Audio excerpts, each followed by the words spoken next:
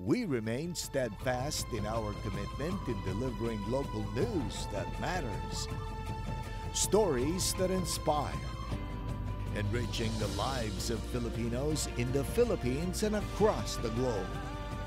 This is your GMA Regional TV.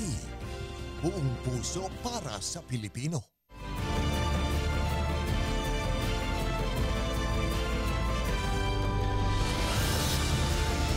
Ito ang GMA Regional TV 1 North Central Luzon. Masantos yang aram na imbag ang maya pagat panapon kapuso. Narito na ang 1 North Central Luzon. Hatid namin ang mga pinakamalaki at pinakahuling balita sa Hilaga at Gitnang Luzon. Live mula rito sa GMA Dagupan Station, ako po si Chris Zuniga. Mga kapuso, umabot na sa mahigit 10,000 piraso ang backlog na driver's license sa LTO Dagupan District Office dahil daw ito sa kawalan ng PVC card. Ang detalye ihatid live ni Jasmine Gabriel Galban. Jasmine. Chris, araw-araw umaabot sa mahigit 100 ang new applications at renewal ng driver's license. Dito yan sa LTO Dagupan City District Office. Kasunod nga niyan, asahan daw ang pagtaas pa sa bilang ng backlogs ng driver's license ayon mismo sa LTO. Temporary driver's license ang inisyu sa 46 anyo sa si Mang J nang mag-renew ng lisensya sa LTO Dagupan District. Nakaimprenta sa bond paper ang temporary driver's license at para hindi mapunit, ipapalaminate daw ito ni Mang J. Temporary lang po ma'am ito dahil wala pa daw yung card tatawagan daw po kung mayroon pa. Muling tumaas ang bilang ng backlog sa lisensya sa LTO Dagupan District. As of January 8, 2024, nasa mahigit 10,600 na ang backlog sa DL cards matapos pansamantalang ihinto ang pag-imprenta simula noong December 2023 dahil sa kakulangan ng PVC card. Sa ngayon, meron pang natitirang halos 2,000 PVC cards sa tanggapan. Mula ito sa mga na-issue noong huling quarter ng 2023. Pero matapos mag-issue ng memorandum ang LTO Central Office, inihinto na munang pag-imprenta. Priority natin ang mga backlogs, yung mga recent backlogs up to September 2023 at mga OFW. Sakaling mapunit o masira, maaari namang mag-request ng panibagong kopya ng temporary driver's license. Chris, sa mga susunod na linggo, asahan daw na muling makapag-imprenta ng driver's license card once na mai-distribute na yung allocation ng PVC card sa iba't ibang LTO district offices. Chris? Maraming salamat, Jasmine Gabriel Galban. Replika ng imahe ng itim na Nazareno ipinrosisyon sa ilang barangay sa Calasiao, Pangasinan kasabay ng Trastasyon 2024. Sundan sa ulat ni Russell Simorio. Mahigit 100 deboto ang lumahok sa prosesyon ng replika ng itim na poong Nazareno sa Barangay Duyong, Calasiao, Pangasinan kasabay ng Araw ng Nazareno 2024. Ilang tradisyonal na papuna sa imahen ang ginawa ng mga deboto. 1990 nang magsimula ang traslasyon ng replika ng itim na Nazareno sa barangay. Marami ring mga taga rito at saka other barangays na talagang devoted na sa Black Nazarene dahil meron din silang sabi nga nila may mga miracles.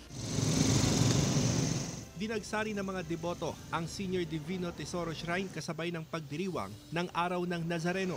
Sinariwa ni Arnel ang karanasan sa taong-taong pagdalo sa prosesyon ng itim na poong Nazareno sa Maynila noong doon pa siya nagtatrabaho. Dahil sa debosyon, itinuturing niyang milagro ang paggaling niya mula sa sakit. Lagi akong umaatin sa traslasyon doon. Kahit napawis na ako, parang nawawala yung ko.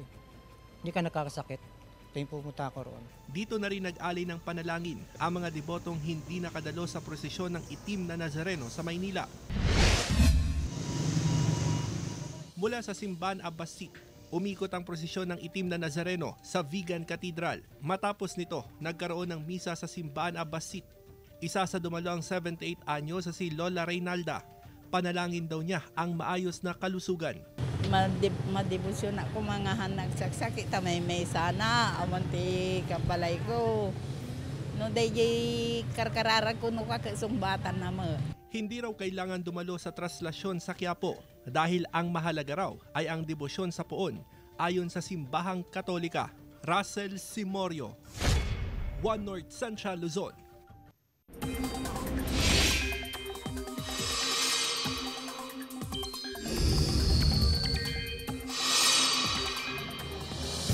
Magpapatuloy ang pag-uulan sa ilang bahagi ng bansa. Yan ay dahil pa rin sa pag-iral ng shear line at anging amihan. Base sa datos ng Metro Weather, may tsansa ng mahina hanggang katamtamang ulan sa Apayao, Cagayan, Isabela, Ilocos Provinces at Nueva Ecija. Maliit naman ang posibilidad ng ulan sa natitirang bahagi ng Northern at Central Luzon. Pinagsisita ng mga opisyal ng barangay ang ilang kabataan sa Barangay Anolid, Mangaldan, Pangasinan dahil sa paggala-gala sa gabi. Nakaalerto si Claire Lacanilaw. Pinagsisita ng mga opisyal ng barangay ang mga kabataan na nabistong paggala-gala sa 10 oras ng gabi sa Barangay Anolid, Mangaldan, Pangasinan. Sa amateur video, makikita ang mga kabataang paggala-gala sa kalsada. Mahigpit na ipinatutupad ng barangay ang curfew hours kung saan pagsapit ng alas 10 ng gabi, bawal nang lumabas ang mga menor de edad. Paraan ito ng barangay upang makaiwas sa anumang insidente o krimen na maaring kasangkutan ng mga kabataan. Nagro-roving kasi kami, ma'am. So nakikita namin na every purok talaga ang daming mga kabataan na pagala-gala. Ayon sa ilang residente, malaking tulong ito sa seguridad lalo na sa mga menor de edad. Hindi mo alam kung anong mangyayari sa mga kasi wala sila sa loob ng bahay. Siyempre tatambay sila, hindi mo alam kung saan sila pumupunta. Maganda para yung mga kabataan is wag palakad-lakad na kahit gabing-gabi na nasa labas pa sila, tas maiwasan yung mga yung mga dito yung mga disgrasya, ganun. Isa rin sa mga ipinagbabawal ang inuman sa kalsada para makaiwas sa posibleng kaguluhan. May curfew na po para sa mga kabataan.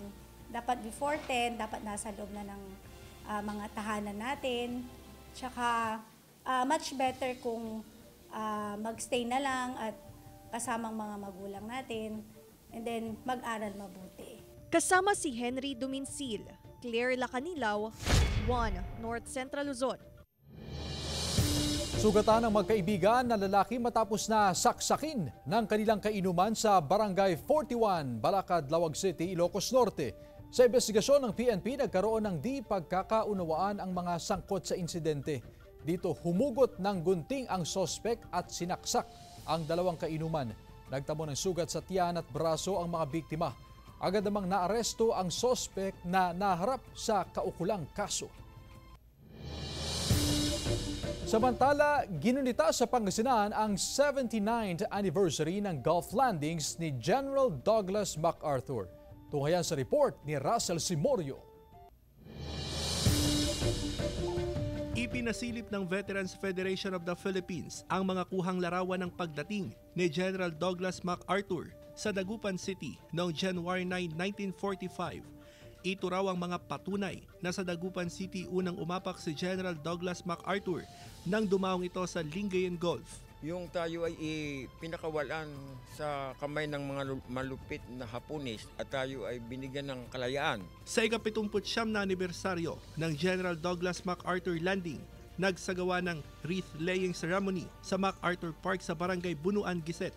Isinadula rin ang pagdating ni General MacArthur sa lungsod para pangunahan ng Luzon Battle kontra sa Japanese forces noong World War II. Siyempre, nung una kinakabahan ako pero masaya kasi parang part siya ng history. Ayon sa isang historian, mahigit isang buwan na natili si General MacArthur sa lungsod para sa Luzon Battle. Ginamit niya ang Gabaldon Building ng lungsod bilang headquarters. Siya rin ang tumanggap nung nag-accept ng yung surrender ng the Japanese forces sa Pilipinas. Kailangan natin magunita na ang kahalagaan ng freedom para sa ating bansa. Gagawin ho natin yung parang landing niya talaga kasi we have the picture of his landing. Kaya maganda yan ang gagawin natin. Binigyang pugay rin ng provincial government sa pamamagitan ng wreath-laying ceremony ang 79th Lingayen Golf Landing ni General Douglas MacArthur.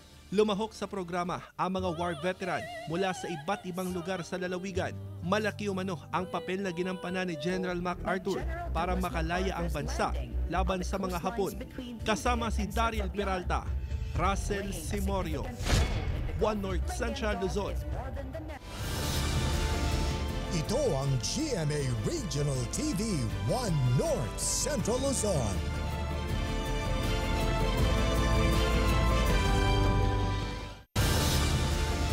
Ito ang GMA Regional TV 1 North Central Luzon.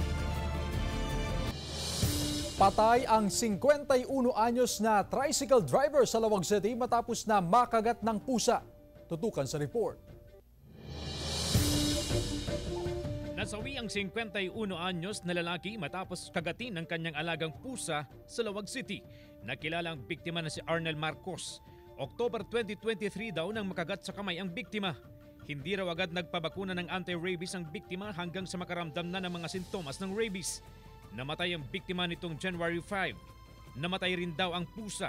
Isinailalim sa isolation at pinabakunahan ang lahat ng nakasalamuhan ng biktima. Nung uminom po siya ng tubig, nung January 3 po, sabi niya sa akin, "Ma, bakit takot na ako sa tubig?" Kanya po sa akin. Nanginginig po siya, tapos nung iinom po siya sanang ganon yung tubig, sumigaw po siya na gumaganon po siya, nanginginig. Ito raw ang kauna-unahang kaso ng cat bite sa lungsod ngayong taon ayon sa City Veterinary Office. Samantala, payo ng otoridad kapag nakagat o nakalmot ng pusa, una, hugasan mabuti ang sugat gamit ang malinis na tubig at sabon. Hayaang dumaloy ang tubig sa sugat. Pangalawa, lagyan ng Providone iodine at antibiotic ointment ang sugat at takpan ng bandage. At pangatlo, kumonsulta agad sa doktor lalo na kung ang sugat ay malalim o nasa ulo. Maaaring kailanganin ng antibiotic o bakuna laban sa rabies. CJ Torida, One North Central Luzon. Isa sa mga biktima ng pagsabog sa Dagupan City dahil sa mga nakaimbak na paputok, binawian na ng buhay. Nakaalerto si Claire Lacanilaw. Binawian na rin ng buhay ang isa sa 4 na biktima ng pagsabog dahil sa nakaimbak na paputok sa isang compound sa Barangay Maluwad, Dagupan City. Nakilalang isa pang biktima na si Roan Velasco, na residente ng Barangay Herrero Perez sa lungsod. December 25, 2023 na mangyari ang insidente. Naitalang unang nasawi sa pagsabog noong December 26 na si Raimundo Lazaro. Isa naman po na medyo malubharin yung lagay niya, but nakalabas na siya ng hospital. Doon naman siya namatay noong January 2. So the others po, okay na rin po sila. They are recovering from their homes kasi they are outpatients na po. Ayon sa PNP, binawian siya ng buhay isang araw matapos siyang lumabas ng ospital noong January 1. Tumanggi nang humarap sa kamera ang kaanak ni Velasco, pero ayon sa kaanak, hindi raw nasawi dahil sa tinamong mga sugat sa nangyaring pagsabog, kundi nagkaroon daw siya ng impeksyon sa kidney. Continuous pa rin naman po ang ating dahil hindi naman tayo tumitigil doon lang sa pag-file natin ng kaso dahil kailangan din po nating malaman kung saan po nila kinukuha yung kanilang ginagawang fireworks or pyrotechnics. So yun po ang ating i-dig deeper po. Claire Lacanilaw, One North Central Luzon. Nasunog naman ang isang junk shop sa San Vicente, Ilocos Sur. Tutukan sa ulat ni Ivy Hernando. Sumiklab ang sunog sa isang junk shop sa Barangay Bayubay Sur, San Vicente, Ilocos Sur. Inaalam pa ang danyos sa sunog. Di may masino no umam no gitalsik na ba ma'am pa nabayaga may labta di kalman before the na. Posible rin na baka nakalimutan yung saksakan ng welding machine. Panawagan ng BFP sa mga junk shop owner at establishmento, ugaliing hugutin sa outlet ang saksakan ng appliances na hindi na ginagamit dahil maaari itong pagmulan ng sunog. Sa pool sa CCTV ang pagsunog ng isang lalaki sa isang garbage truck sa Barangay Mabayuan, Olongapo City. Mabilis na kumalat ang apoy. Nagtulong-tulong ang mga residente sa pag-apula ng apoy gamit ang fire extinguisher ng barangay. Nahuli ang suspect at napag-alaman na hindi ito ang unang beses na ginawa ang pagsusunog. Isang kotse ang nagliyab sa barangay Bani, Bacara, Ilocos Norte. Sa investigasyon, bigla umanong tumigil ang sasakyan habang nasa biyahe. Tinangka raw buksan na may-ari ang hood ng kotse, ngunit bigla na lang itong nagliyab. Mahigit 260,000 pesos ang kabuuang pinsala sa insidente. Nagmula siya dun sa harapan ng sasakyan sa engine bay. Bale, sa ngayon, iniimbestigahan pa namin kung ano ba talaga ang pinagmulan niya. Paalala ng BFP sa mga car owner na suriing mabuti ang sasakyan bago ito ibiyahe. Ivy Hernando, 1 North Central Luzon. Samantala, 18 anyos na estudyante patay sa karambola ng 4 na sasakyan sa Cabanatuan City, Nueva Ecija. 8 iba pa sugatan. Sundan sa report. Sa kuha ng CCTV footages, makikitang isang SUV na bumabagtas sa kalsada na bahagi ng Barangay Mabini home site sa Cabanatuan City. Maya-maya pa, bigla itong bumangga sa likurang bahagi ng kotse at tuloy-tuloy na inararo ang kasalubong na 2 tricycle. Nasawi sa aksidente ang 18 taong gulang na estudyante. Isa siya sa mga sakay ng mga nabanggang tricycle. Nakilala ang biktima na si Angelica Fernando, residente ng Barangay Sangitan East, Cabanatuan City. Sugatan sa aksidente ang 8 iba pa na pawang mga taga Cabanatuan City. Kabilang ang driver ng SUV na si Servando Eusebio, 68 taong gulang. Dinala siya sa ospital. Base sa investigasyon ng mga otoridad, nakatulog ang driver ng SUV kaya nangyari ang aksidente.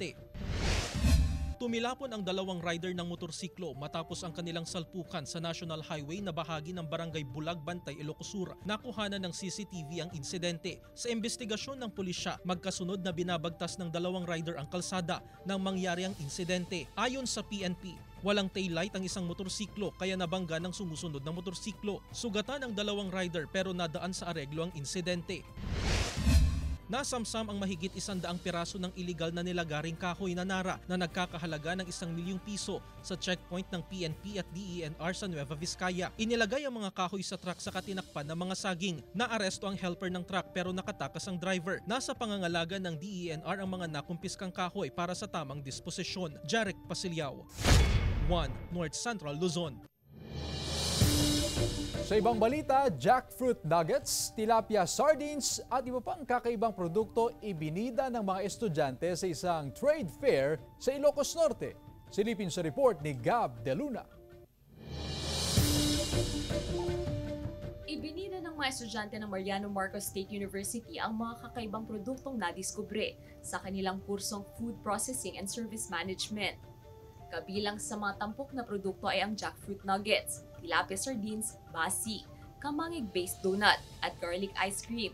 Tampok din ang mga damit na gawa ng mga garments technology student ng universidad. Kanayon nga men kit bangus ti usarenda. So we think nga why not padasan mi ti tilapia nga pagbalinen met nga sardines with the blending tomato, local tomato and mango sauce. It would be helpful especially to the entrepreneurs because it's unique, new. Usually kasi ma'am, maraming ayaw ng jackfruit kasi dahil sa amoy. So dinevelop namin as nuggets nang sa ganun magustuhan nila. May iba't ibang proseso bago makamit ang final product. Malaking tulong daw ito sa mga estudyante dahil maaari nila itong gawing pagkakitaan. So itong mga products ng student namin, part ng course requirement nila sa capstone project. They need to develop products using locally available ingredients. Lahat ito dumaan sa proseso ng product development, research, inclined siya. Tapos sinetest namin yung microbial and pathogen content niya para pag ipapataste test namin, safe to consume sa mga consumers. Kasama si Reynold Velasco, Gab De Luna, 1 North Central Luzon. Ito ang GMA Regional TV 1 North Central Luzon.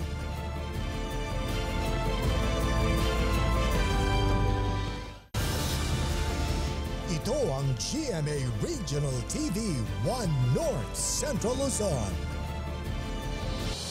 Inireklamong butas-butas na kalsada sa Barangay Anolid, Mangaldan, Pangasinan, inayos na matapos maitampok sa 1 North Central Luzon. Tunghayan sa report.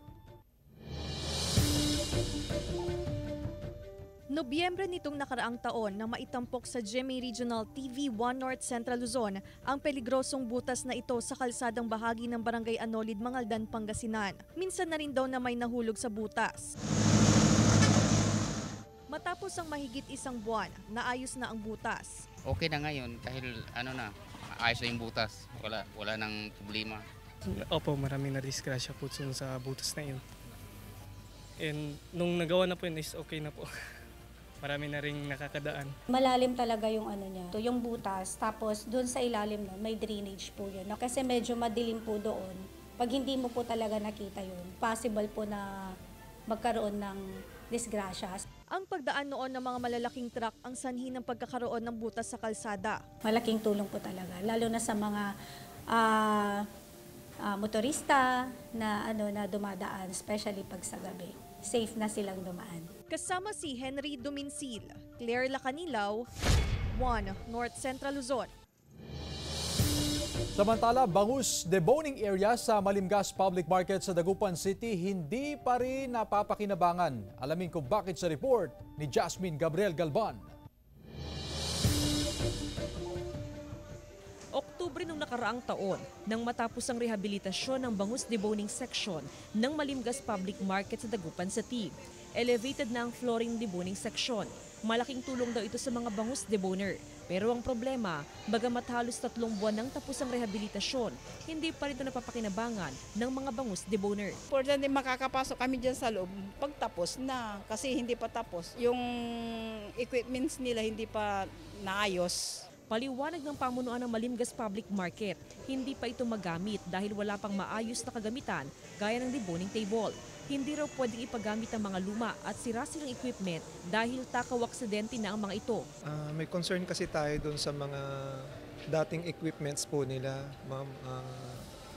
Na may sira na, tapos nagpo-pose ng risk. Kaya as much as possible, kailangang ma-repair muna or best scenario, mapalitan po ng bago.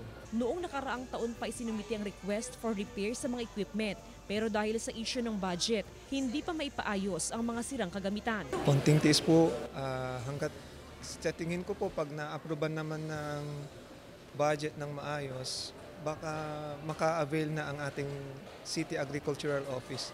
Yung mga much needed repair or best scenario nga uli is bago na. Sa oras na maayos na mga kagamitan sa loob ng deboning area, agad itong bubuksan para magamit ng mga bangus deboner. Kasama si Jing Dakanay, Jasmine Gabriel Galban, 1 North Central Luzon. Ikinababahala ng otoridad ang biglaang pagtaas ng kaso ng acute gastroenteritis sa nakalipas na halos 3 linggo sa Baguio City. Tutukan sa report ni Jasmine Gabriel Galban.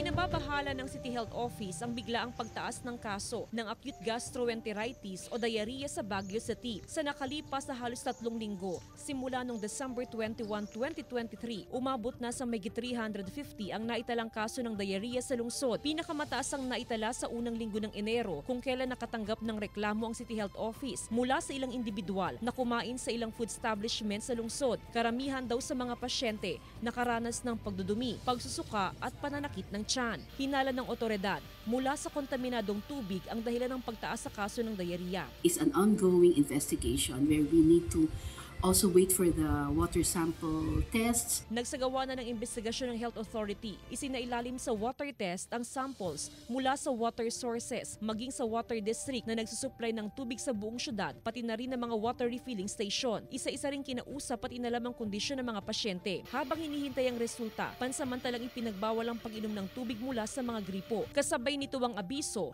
na purified o bottled water muna ang gamitin na inumin kapag nasa restaurant o kainan. We are encouraging households na may mga cases din na sa mga families nila to also report in case they have incidents like this, and we are also advising households to also take precautionary measures to not use muna the tap water and yung filter system nila.